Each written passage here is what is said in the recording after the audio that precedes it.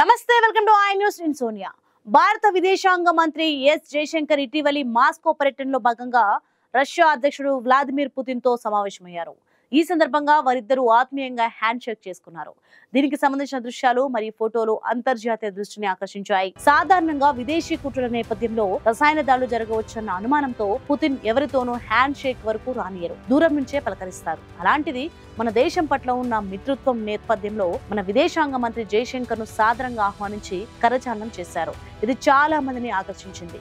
మాస్కోలోని క్రెమిన్ లో షాంఘై సహకార సంస్థ ప్రతినిధి బృందాల అధిపతుల సమావేశం సందర్భంగా నవంబర్ 18, 2025న పుతిన్ జయశంకర్ ను కలిశారు. ఈ సందర్భంగా పుతిన్ కు ప్రధానమంత్రి నరేంద్ర మోదీ శుభాకాంక్షలు అందించినట్లు జయశంకర్ తెలిపారు. రాబోయే వార్షిక భారత్ రష్యా శిఖరాగ్ర సమావేశం సన్నాహాల గురించి పుతిన్ కు వివరించారు. ప్రాంతీయ అంతర్జాతీయ పరిణామాలపై చర్చించారు. ద్వైపాక్షిక సంబంధాలను మరింత బలోపేతం చేయడంపై దృష్టి సారించారు.